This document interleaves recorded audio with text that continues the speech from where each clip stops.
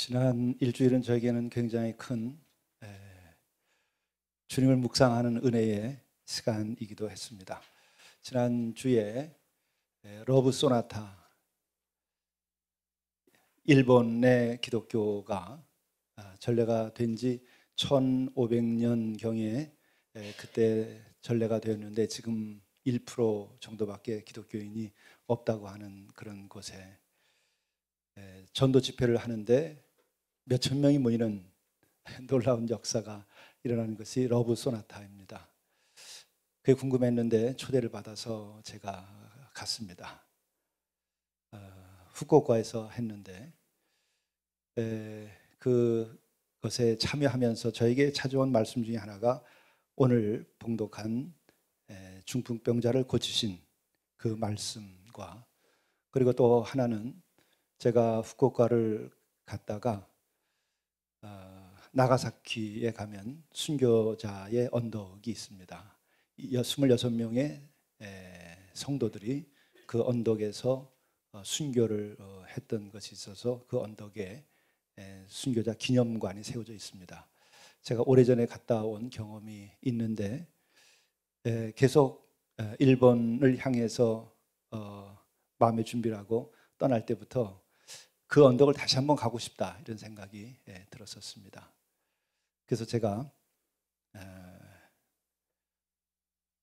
후쿠오카에서 제가 꼭 참석해야 되는 집회에 참석을 하고, 그리고 오후 시간이 계속 남기 때문에 제가 JR 일본 그 국철을 타고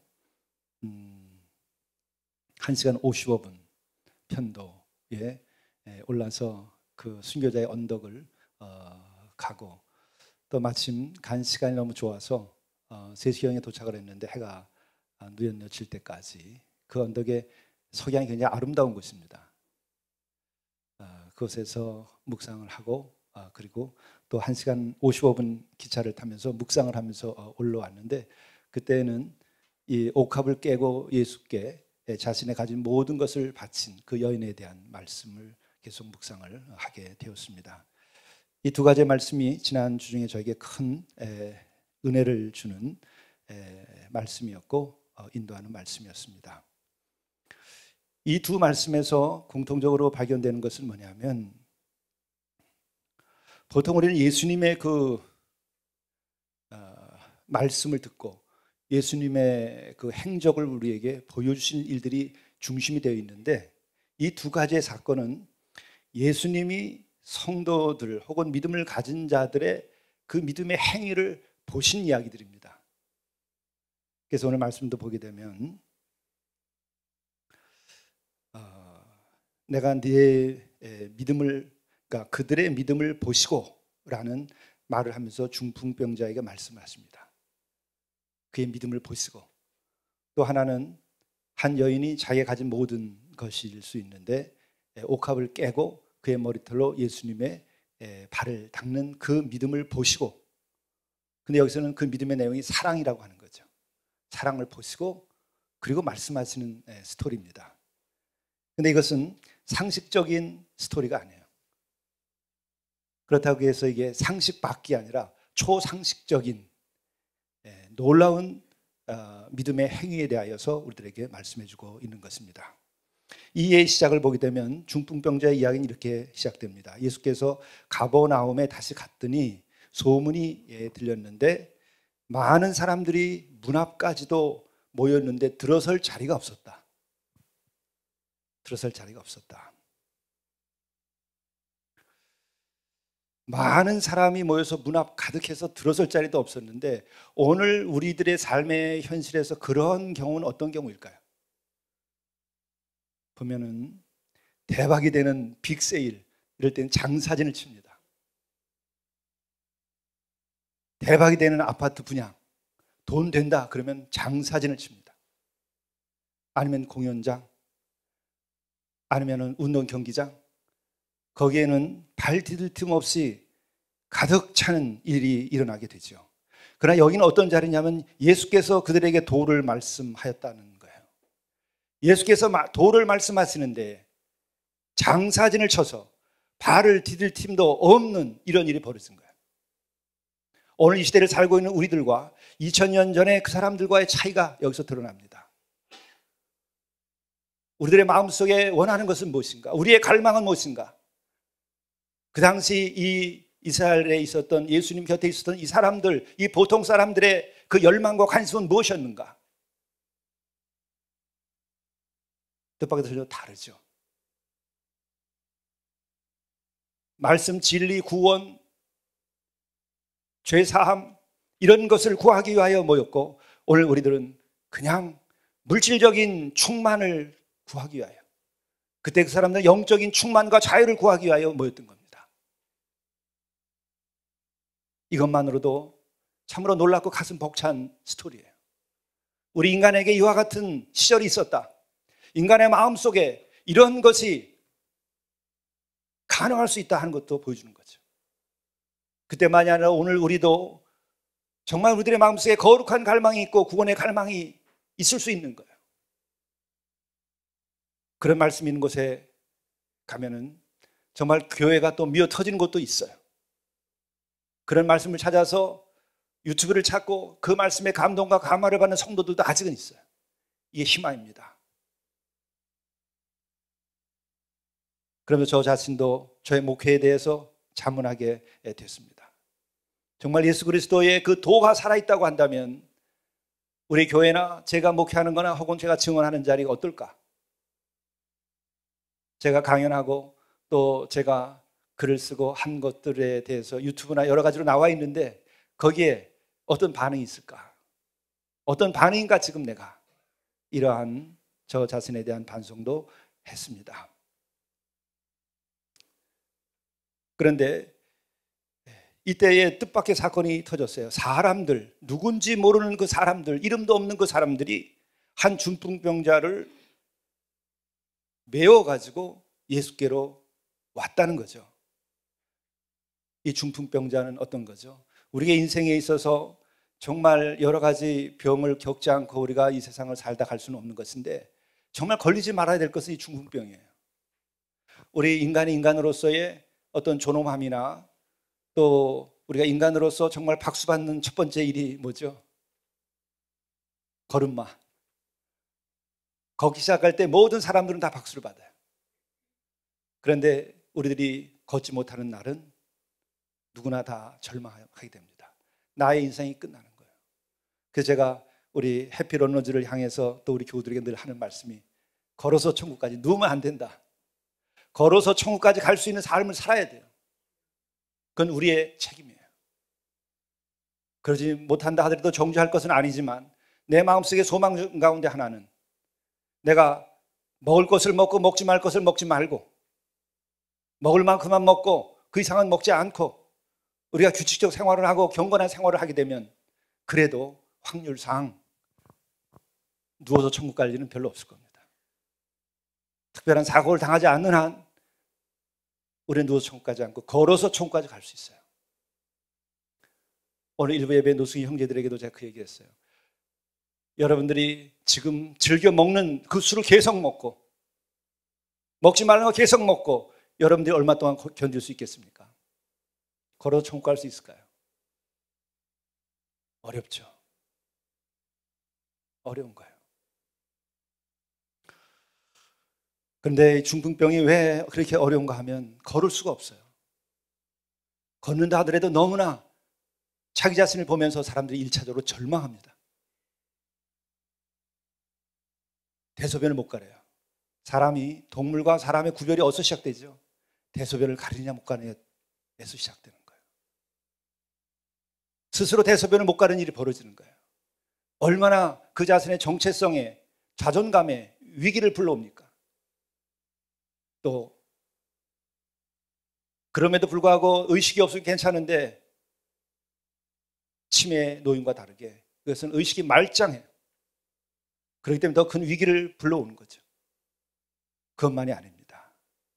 자기가 말을 하고 싶어도 자기가 의식은 뚜렷하고 머릿속에서 말은 있는데 말이 정확하게 전달이 안 돼요. 말이 안 나와요. 중풍병은 이렇게 인간을 비참하게 만드는 병이죠. 이것을 봤을 때 그 시대에 얼마나 절망했을까? 오늘도 우리들이 그렇게 된다고 그러면 얼마나 절망할까? 한마디로 절망 덩어리죠. 그러나 우리는 절망할 수 있지만 그 다음에 문제예요. 절망하고 포기하느냐, 아니면 절망하지만 그러나 나는 다시 새로운 길이 있다고 믿고 나갈 수 있느냐 없느냐. 거기에서 믿음의 길과 믿지 않는 자의 길이 나눠지는 거예요. 절망은 누구나 할 수 있어요. 저도 수없이 많은 절망을 생각해 보긴 했어요. 사회적인 경제적인 조건 때문만이 아니라 우리의 절망은 나 자신에 대하여 또 그런 인간관계에 있어서 절망의 순간들이 우리는 다 찾아오게 되어 있습니다. 부부간에도, 부자간에도, 가족간에도, 친구간에도 우리는 절망적인 상황들이 주어져요. 그러나 문제는 그 다음이 문제예요. 거기서 주저앉고 포기할 것이냐, 아니면 거기서 일어날 것이냐. 그것은 단 하나입니다. 믿음이 있느냐, 믿음이 없느냐 하는 거예요. 돈으로 해결되지 않습니다. 사회적 지위로 해결되지 않습니다. 지식으로, 학위로, 그 어떤 조건으로 해결되지 않아요. 믿음만으로 해결되는 거예요. 이 사람들은 포기하지 않았어요. 믿음의 사람들이었어요. 중풍병을 네 사람이서 메어가지고 한 번도 중풍병자가 낫는다는 것을 본 일이 없는 사람들입니다. 병원에서도 중풍병자는 고쳐본 일이 없는 그 시대예요. 중풍병은 더 이상 희망을 줄 수 없는 절망이에요. 그야말로 인간이 살아온 인간의 역사에서 중풍병은 더 이상 희망이 없는 절망의 벽입니다. 그럼에도 이들은 절망하지 않고 이들을 들러 메고 갑니다. 왜? 그들에게는 믿음이 있기 때문에 누구에 대해서, 예수에 대해서 일단 한 가닥 희망을 걸고 나가는 거예요. 어떻게 될지 몰라요. 어떻게 될지 모르면서도 그에게 달려가는 까닭은 무엇인가? 그것이 믿음이에요. 믿음은 그 다음을 알지 못해도 믿기 때문에 가는 거예요. 그것은 작게는 처음 만난 남녀라 할지라도 내가 너를 믿으면 한밤중에 길도 갈 수 있는 거예요. 그러나 믿음이 없으면 함께 가던 옛 친구들도 두려운 거예요. 함께 갈 수 없어요. 어떻게 될지 모르지만 믿는 자들은 함께 갈 수 있는 거예요. 이들은 절망 가운데서 한 번도 보지 못한 그 소망을 믿고 가는 거예요. 메어가지고 예수께로 올세, 그런데 무리들 때문에 예수께 데려갈 수가 없으므로 장벽이 쳐지는 겁니다. 무리들이 너무 꽉 찼기 때문에 갈 수가 없어요. 우리들이 절망을 이기는 길에 믿음이 있다 하더라도 그 믿음이 반드시 이 벽을 넘어가는 또 다른 용기가 있어야 돼요. 존재의 용기. 믿음의 길, 구원의 길에는 반드시 시험이 있고 벽이 있어요. 내가 믿음이 있으니까 이제 됐다, 그러면 안 돼요. 내가 믿음이 있어서 됐는데 그 다음에 진짜 믿음이 있는지 없는지를 반드시 시험하는 일이 생기는 거예요. 그 시험을 여러분들이 돌파해야 되는 거예요. 그 시험을 돌파한 이들은 예수께 이르게 되고 구원을 얻게 되는 거예요. 이게 철로 역정이라고 하는 거예요.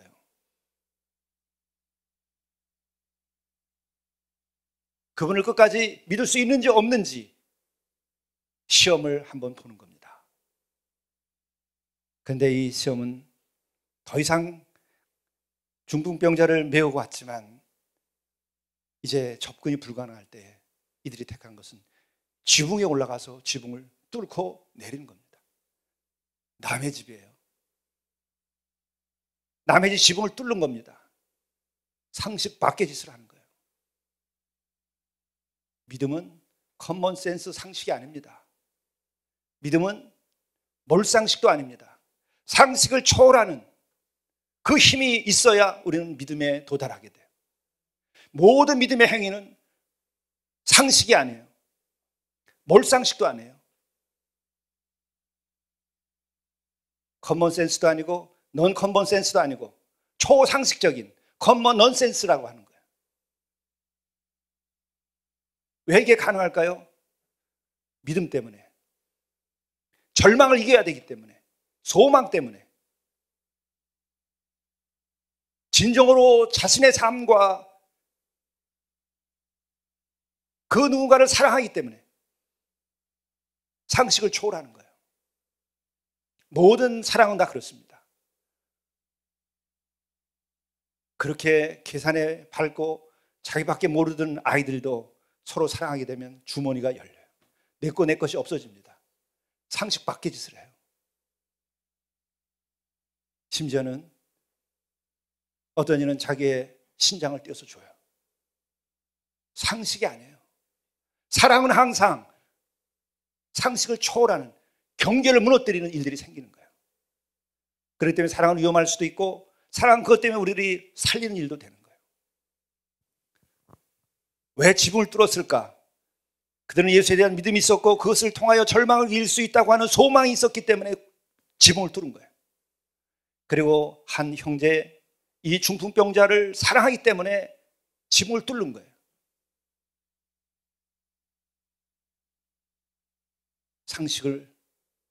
몰상식을 넘어서서 초상식적인 행동을 하는 것입니다. 우리의 모든 예수 그리스도의 행위는 그거예요. 예수께서 상식적이었다고 한다면 십자가를 졌겠습니까? 순교자들이 상식적이었으면 자기의 목숨을 내놓았겠습니까? 신앙은 그 자체가 상식적인 것이 아니에요. 오늘 우리가 그 무엇 때문에 이 조그만 교회에서 10년 넘게 그렇게 가진 것도 없으면서 계속 어려운 이웃들을 도왔죠. 상식적이면 또박또박 계산에 의해서 일이 이루어진다고 한다면 우리는 이와 같은 일을 못해요. 그나마 작은 믿음이 있었고 겨자씨 알만한 그 반쪽만한 믿음이라도 있었고, 또한 그 믿음에서 오는 우리는 소망이 있었고, 그리고 그 믿음에서 오는 우리는 사랑을 경험했기 때문에 우리는 한 거예요. 우리가 잘나서가 아니라 이 일은 계속 갈 때 어느 시점이 되면 하나님께서 우리를 귀하게 쓰셨고 지금은 때가 왔어요.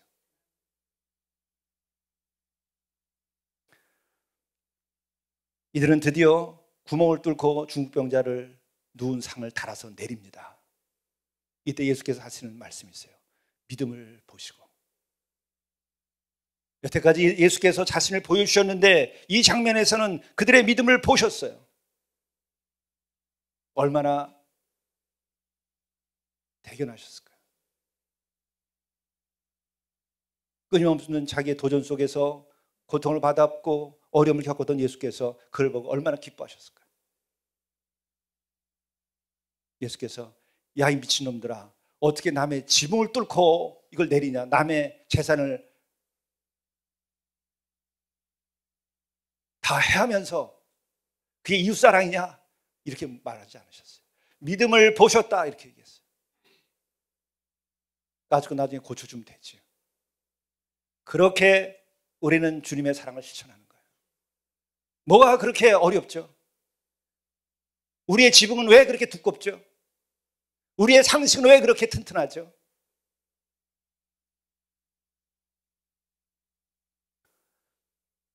아주 나이스한 사람들은 멈춰 섰을 거예요. 지붕 뚫어 남의 집을 소유권 침해다. 법적으로 하면 안 되지.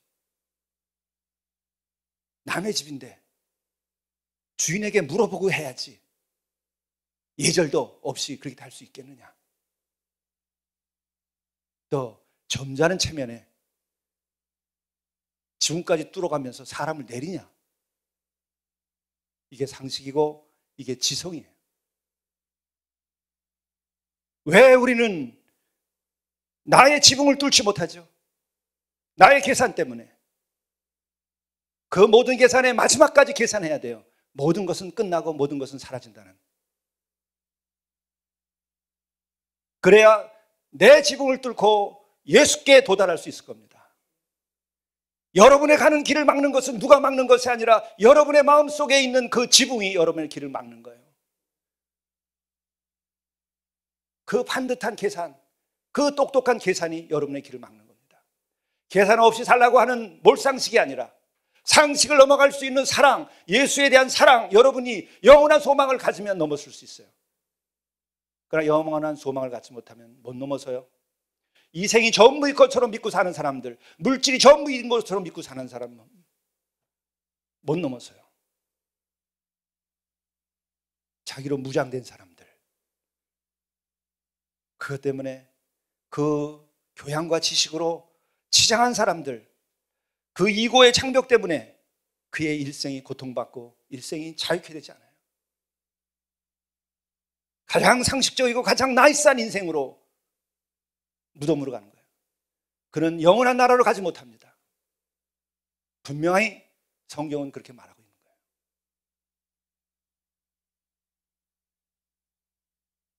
또한 우리 가운데 회의, 예수가 진짜 하나님의 아들일까? 그가 정말 구세주가 되는 것일까? 그 사탄의 목소리에 사로잡힌 사람들은 죽게로 못 가요. 그 지붕에 걸려서 못 가요. 그 두려움 때문에 못 가. 그리고 또 하나는 죄의 장벽에 갇힌 사람들은 예수께로 뚫고 들어가지 못합니다. 용기를 내야 돼요. 예수는 죄 없는 자를 부르러 온 것이 아니라 죄 지은 자를 부르러 왔어요. 죄 짓지 않았다고 자처하는 사람들은 그래서 예수께로 못 가요. 나는 의로운 사람이라고 생각하는 사람은 예수께로 못 가요. 왜? 그는 회개할 수 없기 때문에. 회개하는 자만이 예수께로 갈 수 있는 거예요. 회개하는 자만이 구원함을 받고 죄에서 해방되고 그만이 영원한 생명을 이 땅에서부터 누리게 되는 거예요. 용기가 없어서 진정한 존재의 용기를 갖지 못했기 때문에 우리는 회개 못하는 거예요. 내가 잘났기 때문에, 내가 죄가 없기 때문에 회개 안 하는 거 아니에요. 그렇게 나를 믿게 사탄이 나를 유혹하고 나의 이고의 지붕과 장벽이 예수께로 못 가게 하는 거예요. 그래서 많은 경우 배운 자들에게 희망이 없어요. 그 배움을 넘어서야 돼요. 권세를 가진 사람들에게 그래서 희망이 없어요. 왜? 그 권세로 자기 자신인 줄 알아요. 그게 없어질 것인데. 들의 불꽃과 같지도 못한 것들인데, 들에 핀 꽃 하나가 솔로몬의 영화보다 더 크다고 주께서 보셨어요. 그걸 못 보는 자들은 불행하게도 가지 못하는 거예요. 차라리 무너져버린 사람들이 희망이 있는 거예요. 자기를 버텨낼 수 없기 때문에 회개할 수 있고, 지붕이 무너졌기 때문에 예수께로 다가갈 수 있는 거예요.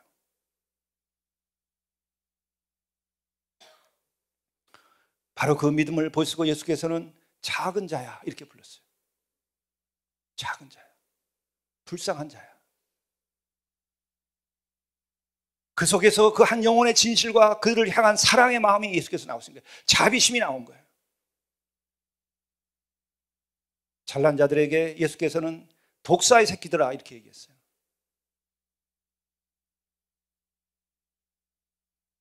회칠한 무덤들아 이렇게 얘기했어요. 그러나 이 중풍병, 인간이 겪는 병 가운데 가장 비참한 병이에요. 자아가 다 무너지고 자기 스스로 자기를 볼 때 내가 짐승이지 인간이냐라고 생각할 수 있는 거예요. 의식은 멀쩡한데 오줌똥도 못 가리고 걷지도 못하고 말도 못하고 하나의 물질덩어리로 전락해버린, 그러나 예수를 만나고 싶어한 그들을 보고서 작은 자야, 이 불쌍하니요.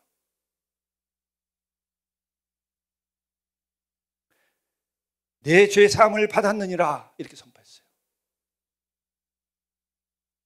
내가 나음을 입었노라 이렇게 말하지 않으셨어요. 그리고 또 하나는 예수께서는 고칠 때마다 꼭 물으셨어요. 내가 뭘 해줄까? 꼭 얘기를 해요. 낫기를 원하나이다. 그때 응답을 하셨어요. 근데 이 얘기는 자비를 베풀었으니까 묻지 않았어요. 왜?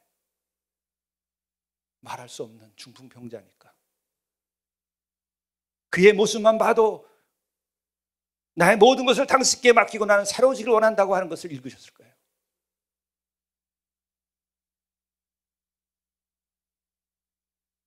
그런데 내 병이 나았도다 라고 얘기하지 않고 내 죄 사함을 받았노라 이렇게 얘기했어요. 뭐죠? 나았다는 것은 육신이 나은 거예요. 육신이 나은 것은 결국 또 죽어요.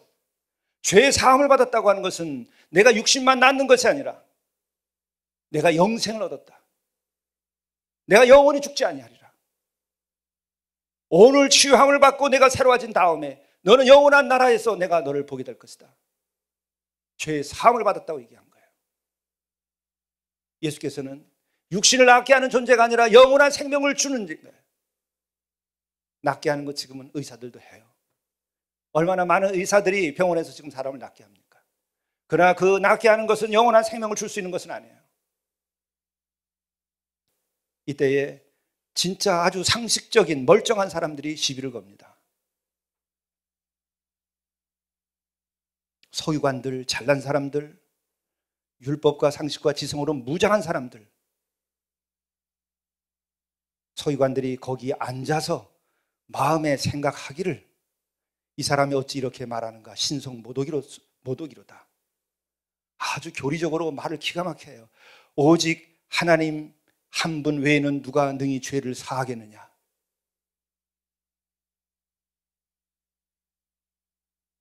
그들이 속으로 이렇게 생각하는 줄을 예수께서 곧 중심에 아시고 이랬을 때, 말한 게 아니라 마음속에 가지고 있었는데 아셨다는 거예요. 아시고. 이게 무서운 거예요. 여러분이 말하지 않는다고 해서, 우리가 고백하지 않는다고 해서 예수께서 모르는 것이 아니라, 내가 고백하지 않는다고 해서 예수께서 모르시는 것이 아니라 나의 중심을 이미 알고 계시고 기다리시는 거예요. 내가 새로워지고 내가 구원받기를 원하시는 거예요. 그러기 위해 나로 하여금 회개하기를 원하시는 거죠. 몰라요? 그럼 우리의 주가 될 수 없어요. 그러면서 말씀하십니다. 그들이 말도 하지 않았는데 어찌하여 이것을 마음에 생각하느냐. 중풍병자에게 내 죄사함 받았느니라 하는 말과 일어나 내 상을 가지고 걸어가라 하는 말 중에 어느 것이 쉽겠느냐. 상을 가지고 걸어가라 하는 것은 의사들도 할 수 있어요. 훨씬 쉬운 거예요. 믿지 않는 자들은 그게 더 어렵다고 생각하지. 물질과 몸의 건강이 전부라고 생각하는 사람들은 이 후자가 더 어려울 거라고 생각할 거예요. 이 성경도 거꾸로 해석해요.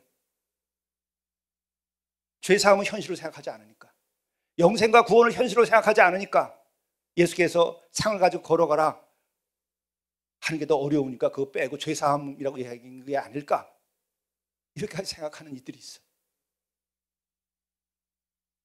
육신을 낫게 하는 것은 사람도 할 수 있지만 죄 사함을 받게 하는 것은 주님만이 하실 수 있는 거예요. 어떤 게 더 어렵겠느냐, 어떤 게 더 쉽겠느냐.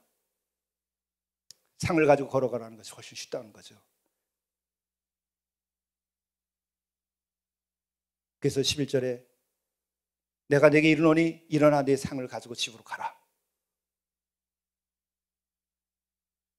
일어나 내 상을 가지고 집으로 가라.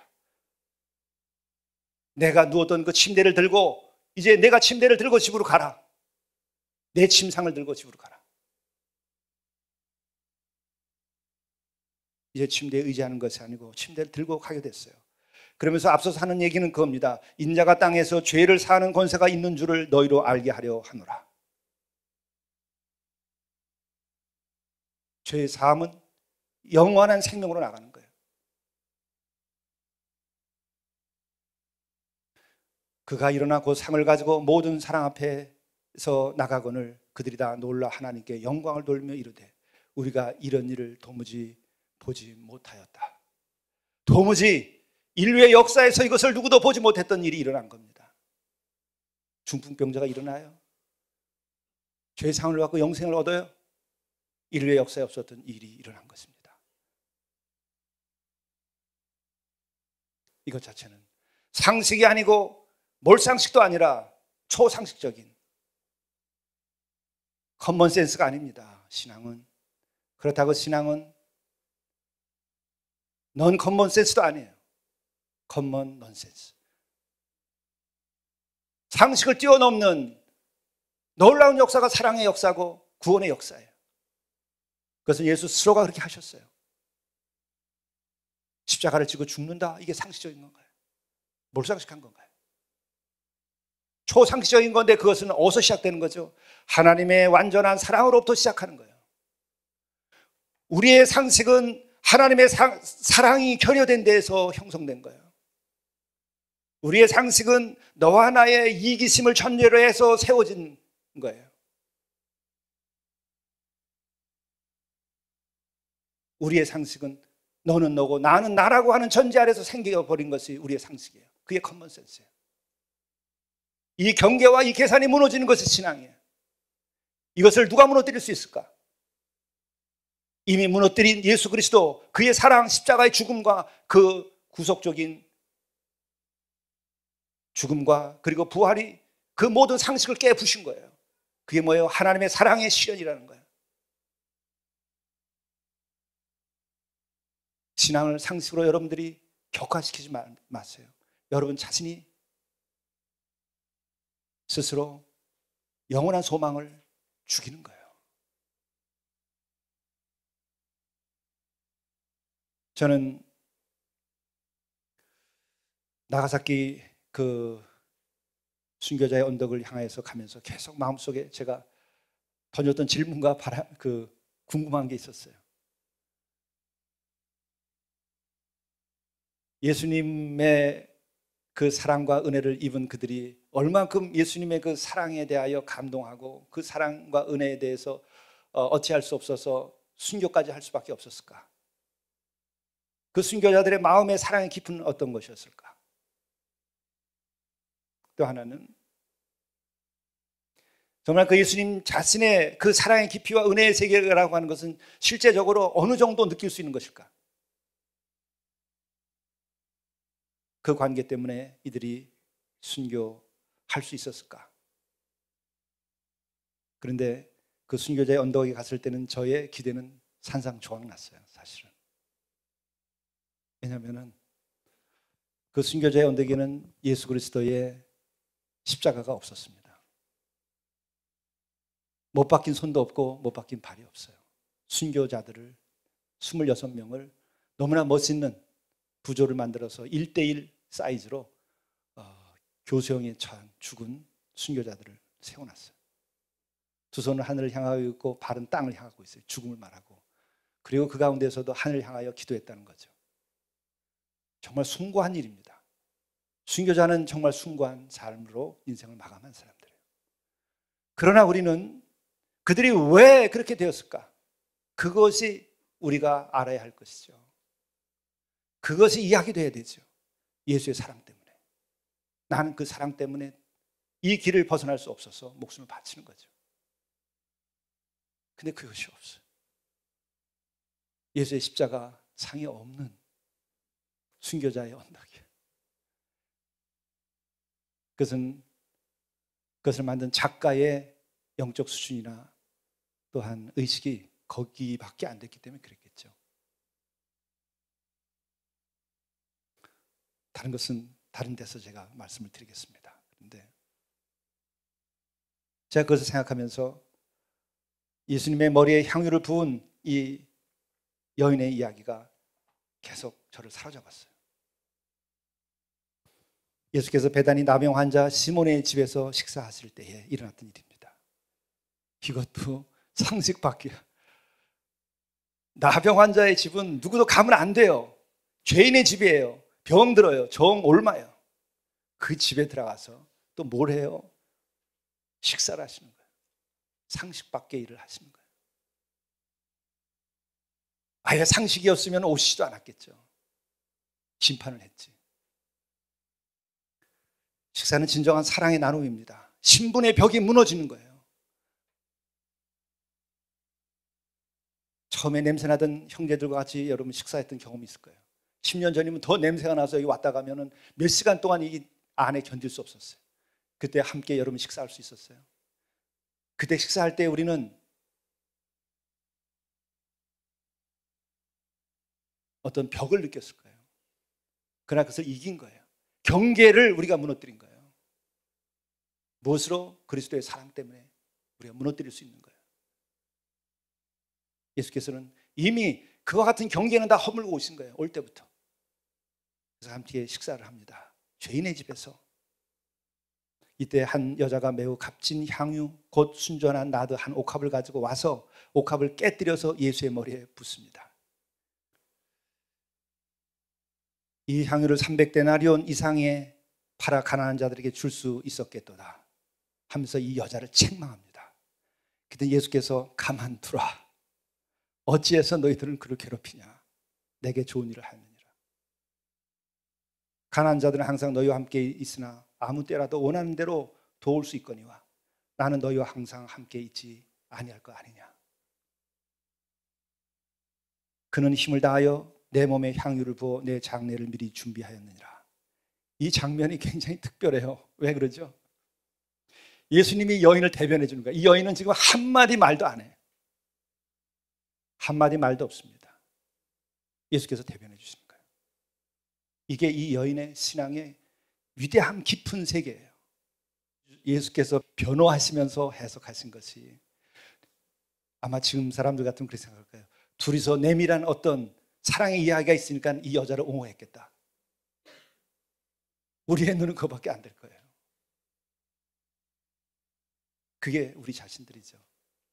제가 예외라고 얘기하는 것이 아니라 우리는 이만큼 영적인 세계가 무너졌어요. 이때 예수께서 하시는 말씀 보세요. 내 장례를 미리 준비하였느니라. 베드로도 못했던 일이에요. 주는 그리스도시요 살아계신 하나님의 아들이라고 고백하고 난 다음에 예수께서 비밀을 알려줬어요. 이제 내가 장로들과 제사장들에 의해서 잡혀서 죽게 될 것이다. 그럴 때 장례 치료일이 있다고 했을 때 장례를 치를 생각하지 않고 베드로는 어떻게 했어요? 안 됩니다. 당신이 누군데 그랬어요? 안 됩니다. 그랬어요. 그랬더니 사탄아 물러가라. 받아들이지 않겠다는 거예요. 하나님의 뜻을 순응할 수 없다고 한 거예요. 하나님의 뜻을 받아들일 만큼의 믿음이 준비되지 않은 거예요. 신앙 고백은 했지만 그러나 하나님의 구원의 그 거대한 뜻에 아직 동참하지 않은 거예요. 그러나 이 여인은 장례를 준비하겠다는 거예요. 아무 소리 하지 않고 자신의 가진 모든 것을 들여서 하나님 아버지의 그 크신 구원의 사역을 내가 받아들이고 내가 모시고 사랑하는 이분이 죽음을 맞이한다 할지라도 나는 것을 받아들이고 견디겠다는 거예요. 순교자의 신앙이에요, 이게. 그리고 이 여인의 비장함은 이 사람들에게 말하지 않았다는 거예요. 이 여인은 그저 아무 말 하지 않고 하나님의 구원의 역사의 뜻에 자기의 모든 것을 바치고 당신의 구세주 예수 그리스도의 가신 길에 대하여 그 비극의 그 죽음을 자기가 함께 아파하며 받아들인 거예요. 여기서 우리는 한 순교자가 갖는 예수 그리스도께서부터 받은 사랑의 깊이와 그리고 또한 그 사랑을 받은 은혜에 입은 자가 그리스도를 얼마만큼 사랑하느냐에 대한 이야기가 여기에서 나오는 거예요. 우리는 얼마만큼 응답할 수 있죠. 얼마만큼의 그리스도의 사랑에 대하여 내가 현실적으로 내가 느끼고 있죠. 나는 또한 그 사랑을 받고 얼마만큼 내가 그 사랑을 실천하고 있죠. 우리는 이 두 이야기에서 다시 생각되는 것은 겁니다. 사랑의 세계는 커먼센스 상식의 수준에서 진행되는 것이 아니라 하나님의 섭리와 하나님의 구원의 역사와 예수 그리스도의 사랑의 지평에서 이루어지는 거예요. 그것이 길이고 진리고 그것이 하나님의 나라와 그 의가 이루어지는 것이에요. 제가 이것을 깨닫고 감사하면서 많은 회개와 또 많은 눈물을 흘렸어요. 내가 지금까지 살아온 것은 나의 믿음이나 나의 목회가 중풍병자, 나음 받기 전에 중풍병자와 다름이 없었던 것은 아닐까. 주께로도 가까이 가야 된다. 주께서 중풍병자에게 한 것처럼 그의 믿음을 보시고 하신 것처럼 주께서 나의 믿음을 보시고 죄 사함을 내가 주노라. 또 혹은 우리 교우들의 믿음을 보시고 내가 죄의 사함을 너희들에게 주노라 하는 교회가 되어야 되지 않겠는가. 지금까지 목회에 대하여서 저의 삶에 대하여서 굉장히 많은 것을 회개하고 정화시키는 시간이기도 했습니다. 또한 과연 우리는 그리스도와의 만남의 그 사랑의 세계가 얼마나 영적으로 깊은 이런 아가페적인 사랑을 받고 아가페적인 사랑을 할 수 있는가. 그 사랑에 발을 옮긴 자들은 그를 향하여 돌을 던진 자에게 말하지 않아요. 자신의 사랑을 실천한 뿐이지. 우리가 주의 사랑을 실천하면서 세상 사람들이 우리에게 뭐라고 얘기하든지, 우리에게 칭찬을 하든지 이해하지 못하든지 우리는 별 상관할 거 없어요. 우리는 이미 그리스도와의 사랑 관계 속에서 자유를 얻었고 그 사랑의 충만함을 가지고 새 생명으로 살아가고 있는 것이기 때문에 우리는 세상 사람들의 인정과 평판을 우리가 신경 써야 할 이유는 없어요. 그들이 주는 명예와 혹은 그들의 상이 우리들에게 어떤 의미가 있을 수 있겠습니까? 내가 너를 구원하였노라, 내가 너와 함께 하노라, 내가 내 죄를 사하였노라, 내가 낙원에서 너와 함께 잔을 마시겠노라. 우리에겐 그것만이 소중한 거예요. 이 세상은 잠시이고 그러나 이 세상에 오신 주님의 사랑을 생각하기 때문에 우리는 진정한 사랑의 실천을 통하여 이 유한한 무한 이 헛되다고도 생각할 수 있는 짧은 이 생을 아름다운 것으로 영원한 것으로 채워가야 되는 거예요. 나에게 옥합이 있다면 정말 능히 깰 수 있는 그 그리스도의 깊은 사랑에 우리들이 취하여서 이 생을 살 때에 예수께서 우리를 변호하실 겁니다. 내가 좋은 일을 했다. 내가 좋은 것을 택한 너야. 순교자의 언덕에서 갖다가 쓴 시를 여러분들에게 단톡방에 보내드렸는데 제가 이것을 낭송을 하겠습니다. 사랑의 흔적. 당신 사랑의 흔적에 입맞추게 하소서. 무릎 꿇고 눈물에 젖은 손으로 피에 젖은 당신의 못자국 난 손에 제 가슴에 옥합을 깨 제 믿음의 향유를 당신에게 붓고 당신의 상처난 그 거룩한 몸을 씻을 수 있게 하소서. 내 마음을 다하고 목숨을 다하고 뜻을 다하기까지 이 죄인 향한 그 사랑 피할 수 없사오니. 기도하시겠습니다.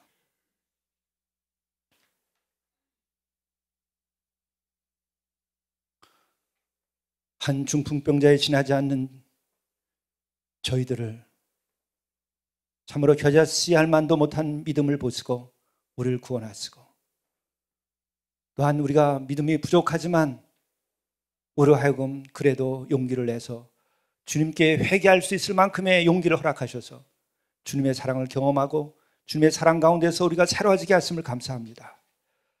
그 사랑을 더욱 부어주셔서 우리가 그 사랑을 실감하게 하시고 그 깊이를 더하게 하셔서 이 옥합을 깬 여인과 같이 우리들의 이 사랑과 존재를 깨서 우리가 주님을 사랑함으로 길과 진리와 생명을 얻을 수 있도록 인도하여 주옵소서. 이 모든 말씀을 예수 그리스도의 이름으로 간절히 기도드리옵나이다. 아멘.